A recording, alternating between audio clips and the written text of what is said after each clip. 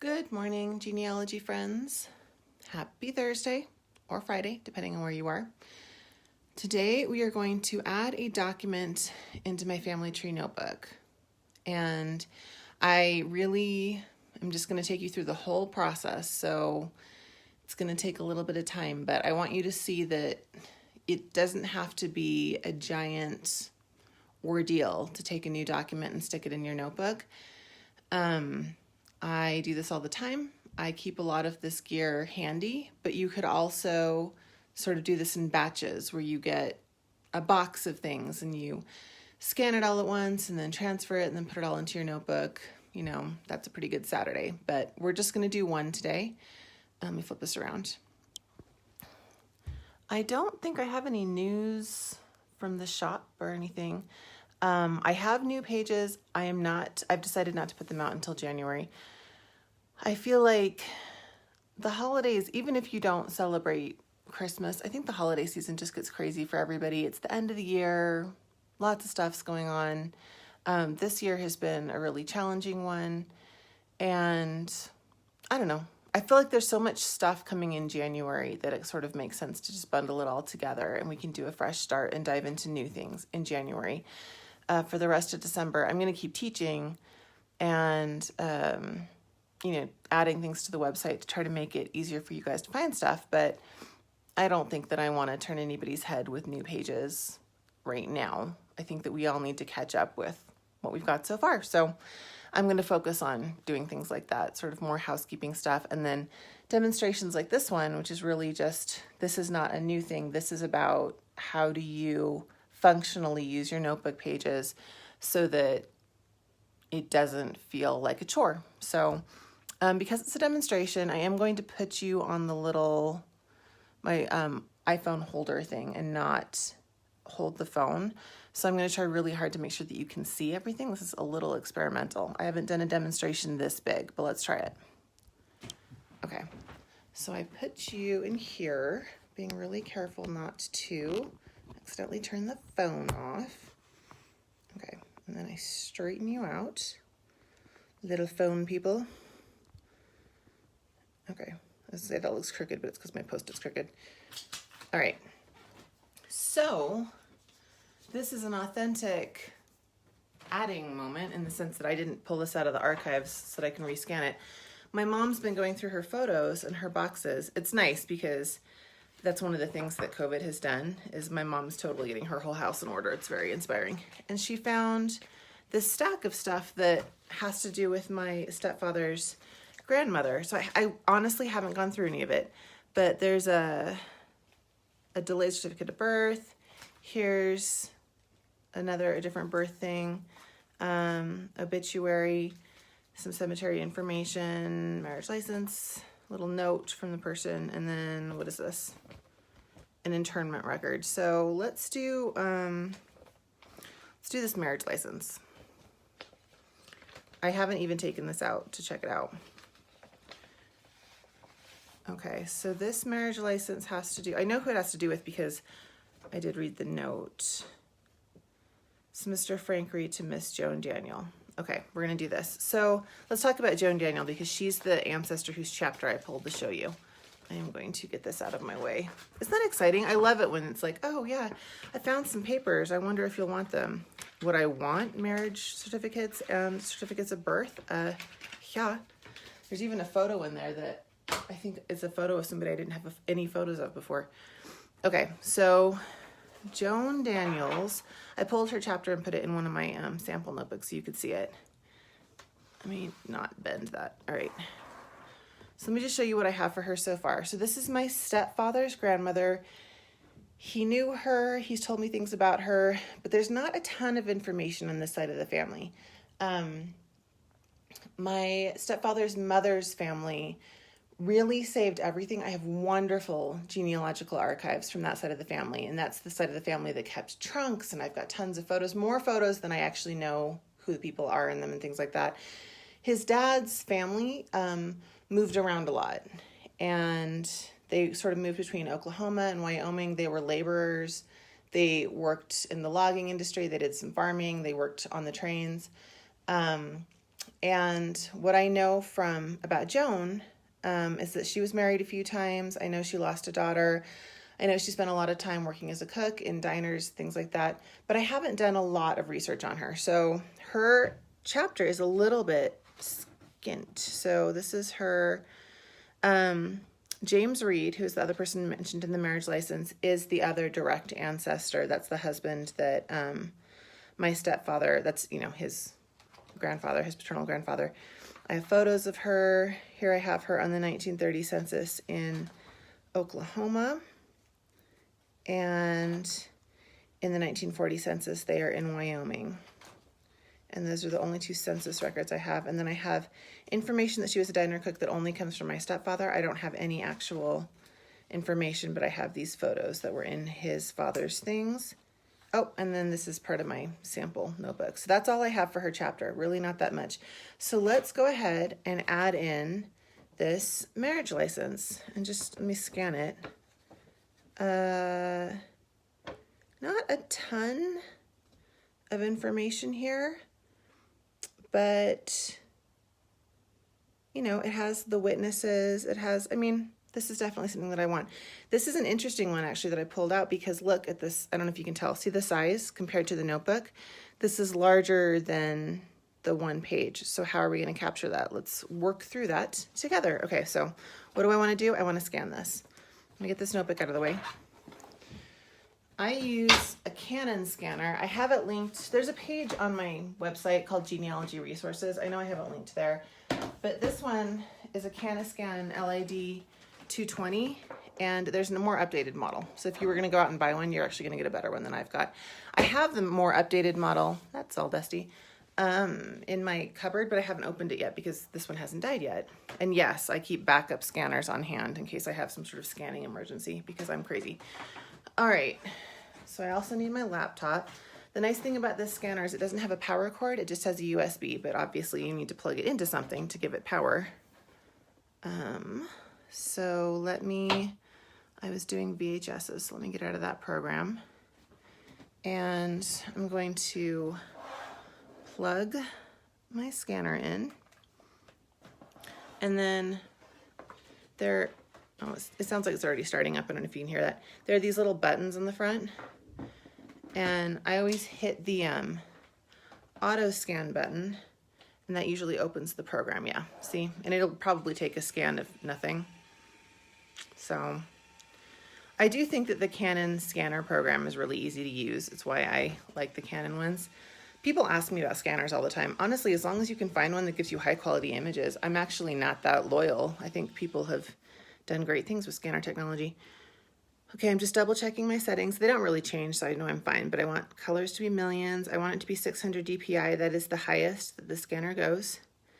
The size is fine. Scan to the desktop. All of that's fine. So now how do we scan this? Okay, so if I open the scanner bed, oh, I just hit the button again. Oh, look, it's gonna scan you guys. That's funny. All right, stop and stop. Okay, so if we're looking at the scanner bed, this document is larger than the scanner bed. Can you see that? So that's not gonna work. I mean, I could put it in the middle, but it's gonna cut off all of the edges and that will drive me crazy. The really nice thing about this document is that it's already folded, so I don't have to feel like if I wanna fold this that I'm ruining anything. If I just fold this bottom fourth up, suddenly it fits on the scanner bed. We're going to do that, and I'm going to put this, oh, and I'm not gonna forget about this information on the back. See that? But we'll scan that last. Okay, I'm gonna put this in the center of the scanner because little bits on the edge of my scanner, they do get cut off, so I wanna make sure that I get everything. I'm gonna get stuck on the Christmas tree. All right, I'm shutting this, and now I'm gonna come back in, and I'm actually gonna do an overview scan. Overview. This is not the real scan. This is a fast scan that's going to let me make sure that everything is centered. And then it's going to create this box that I can adjust. See this? This is the area that it's going to scan. I'm going to move this so that it scans absolutely everything, which I wouldn't necessarily need to, but yeah, I wanted to make sure I don't lose any details. So go ahead and scan that white space scanner. And then I'm going to hit scan.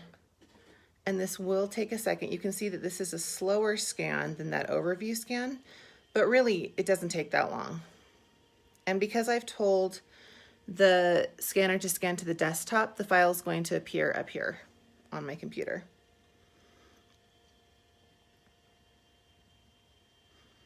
So that I can double check it. And yes, it's upside down, but we can work with that.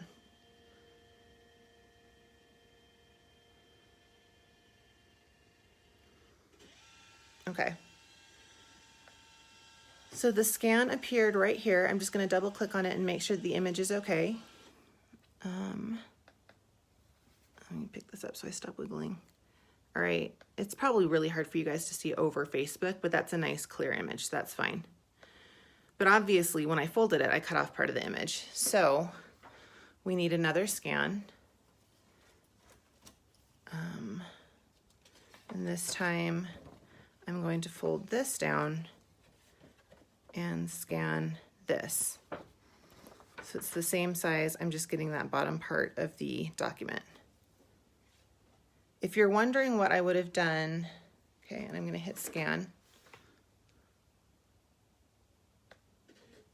If you're wondering what I would have done if it hadn't been pre-folded, I would have scanned so that part of it was hanging out of the bottom part of the scanner, you know, the part that doesn't have the hinge, and then I would have flipped it over and scanned, trying really hard not to damage the document. If I had had like a newspaper or something that was just huge, I could scan in sections, moving it around like that. Most of the time at a certain point, I will actually lay something flat in good light and just take a nice high quality photo of it. Okay, so that scanned the other part of the document, and I wanna make sure that I don't forget to scan this back piece. Now, this is just the filing information. I could fold it up and all of the information is going to be captured right there. Because you can see there's nothing here. I think I'm gonna scan it this way because that way I'll remember that this was the back of this, but the rest of it was blank, if that makes sense. It doesn't really matter, this is personal preference. Putting that in the middle and hitting scan one more time. So one document, 3 scans.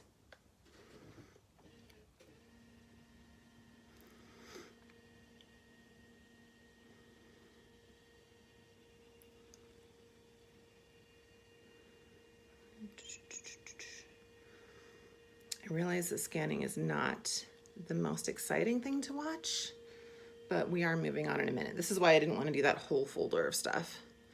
Not that you guys wouldn't have been wildly entertained watching me use my scanner, but.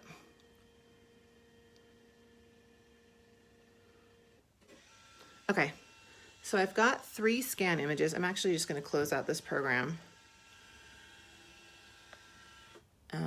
And I'm going to unplug my scanner and I'm going to move it. I'm just going to leave that document in there for a minute. Don't panic. I will remember that it's in there, but I don't need it right now. And I'm going to show you. Here we go. Oh, nope. Okay. So I have these 3 images.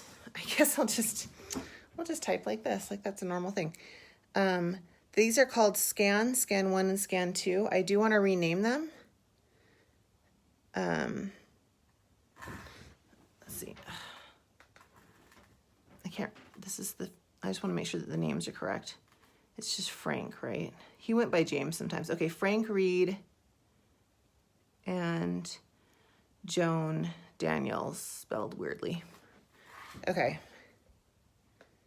So I'm going to name this Frank Reed Joan Daniels Marriage 1.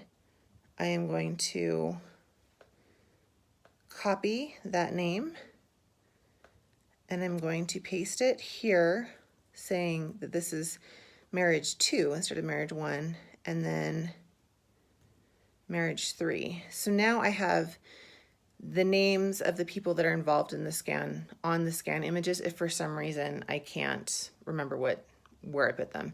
That also means that if I were to search for them on my computer, it'll be really easy to find them. Okay, now I'm going to back these scans up. Again, most of the time I would do this in more of a batch, but let's say I just had this one document and I wanted to make sure it was taken care of. first thing I'm gonna do is I'm gonna back them up to an external hard drive. This is one of my photos hard drives. I buy them at Costco. This is a Seagate brand. I have a couple different brands. This one's always been fine. I have had hard drives fail, but most of the time, you know, as long as you're nice to your hard drives and you're not storing them badly or ripping them out of the computer without ejecting them nicely, they should be fine. So you can see it populated right here. It's got a list of like photo folders. And what I'm going to do is I'm actually going to make a little folder, and we're going to call this scans. And then today's date is December 17th, 2020. And so the code I'm going to put on here is 12/17/2020. So I have a folder, let me get this closer so you can see it. I have a folder now called scans 12/17/2020. This is how I do my scans. I honestly, because I tend to scan things that are alike in batches and groups, it just helps me. I can usually remember, oh, I scanned that when I scanned this other thing. So then when I can find the other thing, I'll find what I'm looking for. That helps when it's not as easy to name files. Okay, I'm going to put these 3 in this folder, and then I'm going to open up this photos folder. This is the photos folder on the hard drive, or well, the whole hard drive is called photos. And I'm just going to drag this onto the hard drive. Now I have folders on here that say things like photos and videos. And then there seems to be like these random, you can't really see, there seems to be random folders here. That's because these folders that haven't been dragged into photos and videos, I need to do things with them. I need to frame them. I need to add them to books. It's just my own little way of keeping things straight. If I was to go into photos and videos, you can see that I have a ton of different scan folders and things like that. But again, you just need to find a system that works for you. So those images that we just scanned are now on my hard drive. I'm going to eject it safely. Okay, so that was one way of backing up. The other way of backing up is that I'm going to, let's see, I'm going to go to Google Photos. So photos.google.com. It's going to open my Photos account, and I am going to upload the 3 images that I just took, which are in the scans folder. Okay, and we'll see them. See, they're popping into Google Photos right now. And it doesn't take too long, especially when you only have a few. Okay, now it gives me the option, do I want to add these to an album? And I do. I have my family history photos. Hi, where's my mouse? There it is. I have my family history photos divided into different albums. I'm going to add this to read, let's see, mom sketches, Lane photos, read family photos 4. This is my most recent set of family photos for that family. And there they are. Now I have them backed up to my hard drive. I have them backed up to Google Photos. Now it's time to actually put them on a page. So the first thing I want to do is I want to put the photos on my iPad. And I want to unlock my iPad. Okay. So you can see this is that ancestor that we were just looking at. I can go up to, I have the Google Photos app on my iPad. I can go into Google Photos. The tough thing about Google Photos is that there can be kind of a lag when it comes to updating. You can see that I have the photos that I uploaded yesterday on here. But this is, so in theory, if I just keep refreshing, oh, here we go. Then they showed up right there. So I could open this and then I can just download it to my computer. That's one thing I can do. For Mac users, let me show you one more thing. You can actually, so my iPad is open, my laptop is open. I'm gonna just shut this. So I can actually share this folder. I just did the little right click thing. So I can go down to share and it's gonna ask me if I want to AirDrop. AirDrop means you can just send it to another Mac or Apple product on the same network. It has to be an Apple product that's open. Okay, In theory, that was supposed to show up. So that will work for you. It's not working for me because I'm trying to show you this live, because that's the way things go. So we're just going to pull things off of Google Photos. Okay, so I'm going to save to device. I could have saved them all at once, but I'm just going to do them one at a time. And yes, they're still upside down, but we can fix that in the notebook. You could also go in and edit the images if you wanted to before you put them in your notebook. It's really up to you. Even on your computer, you have options to rotate images or crop them. So, all right, so all of those images are now on my camera roll. See? So now we're going to put them in the book. So let me go to my notebook. Sorry about that. Okay, phone call. All right. So marriage information. I don't believe I have any marriage information for her.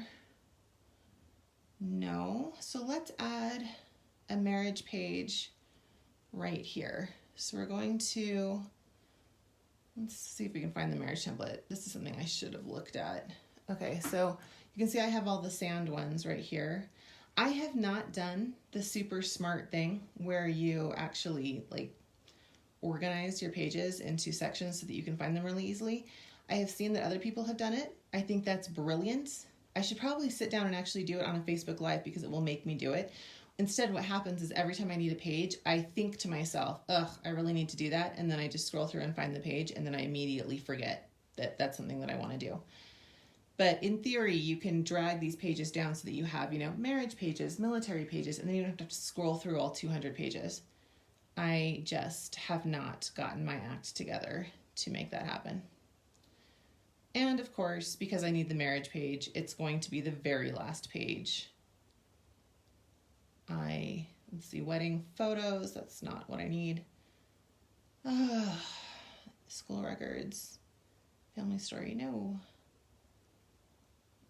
This is also part of the reason I use the blank page so much. Okay, here's the marriage records notes page. I'm going to need this. We can actually, let's just do this one first. Okay, so this is the page that I want to use for the image of the thing that we just scanned. So I'm going to go into photos. Hopefully you guys can see what I'm doing. I should use the pencil. Okay. I'm going to go to recents and I'm going to get that first image. And then see these little arrows right here? This can make this bigger, larger. You can also just turn like this. And there we go. Oh, but you know what the funny thing is? Okay, so I've turned it, but now if I want to crop it, it's going to flip it back over again. But it will be right side up when you finish cropping. It's just a random. I'm going to crop a little bit over higher than the fold because I'm going to go ahead and add that other image down at the bottom. Okay, so I think that that's the right size for me to be able to add the rest of the image. So let me put that right there. Now I'm going to grab another image. I'm going to grab the second image that we did, which is this one. I'll just go ahead and crop it upside down. And this one, because I grabbed a little bit over this fold, I'm going to go right here just above the fold where the last one was also cropped at. And then hopefully that sort of captures the whole document, yeah. And now I get to play around with the arrows trying to make this the right size. I wish that it would snap into, you know, oh, your last image was this size. Do you want to keep doing that? Because I feel like I do this kind of often. Okay, that is, if I was not having you guys sit here and watch me, I might be a little more finicky, but that's pretty darn close. So you can see there's a slight line. Okay, and when I'm not on the live, I am going to come back and make that just a little bit more perfect. But I think this is fine. This is just sort of a reminder to me that I scanned this in two different pieces. I also want to get the back of the document, but I want to put that on a separate page so that I don't have to make this whole thing smaller. So I'm going to add another page, and it'll ask you if you want to just add another page that's the current template. So if I do that, I don't have to go in and search for that whole thing again.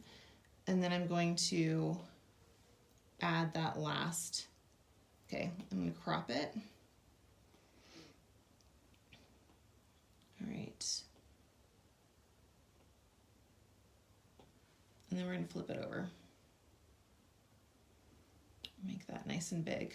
Now, I was going to have you guys watch me fill out the marriage page where I would have transcribed all of this information onto the marriage page. I'm not going to do that. I feel like this has kind of gone on for a while. But the one thing I wanted to make sure I did before I let you guys go is I need to copy her index number. That was so funny. I was going to say, make sure that you don't forget to do the index number, and I totally don't have an index number on this page. So her index number is 6. I'm going to put a 6 on this page where I didn't have one. Oh, can you see my, there you go. And then I'm going to go ahead and put a 6 on this page and a 6 on this page. And normally I would put the source where I found the image, you know, sort of a source citation. Since this is from the family collection, that's all I'm going to put. From, stop that. Okay. From family collection. And the funny thing is sometimes I'll get these things that are in family collections that look like they might also be stored somewhere else, and I'll actually then go out and find them to find the citations just so that other people would be able to find them if they didn't have the family collection. But in this case, I'm not sure that I'd be able to find this somewhere else. Okay, so that was basically it. That's what I really wanted to show you. I wanted to show you, okay, you've got this piece of paper in your hand. How do you get it into your book? But I will do one more thing, because technically this still isn't in our book. I am going to print these out and have you actually watch me put them in the book. So I'm going up to, I'm in GoodNotes 5. I don't think I said that, but that's what this app is. I'm going to print, and I'm going to print this page. Print. And then I'm going to print this page. Okay, now my printer is in the basement. I'm not going to walk you guys down to my basement because that's just silly, but I will be right back. Talk amongst yourselves, let everybody know where you're watching from. I will be back in 10 seconds.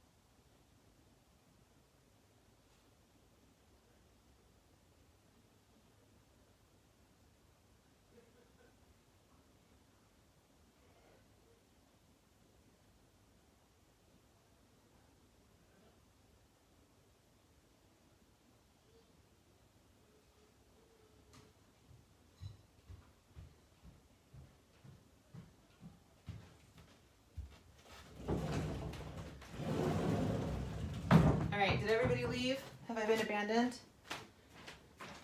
No, there's a few people still there. Okay.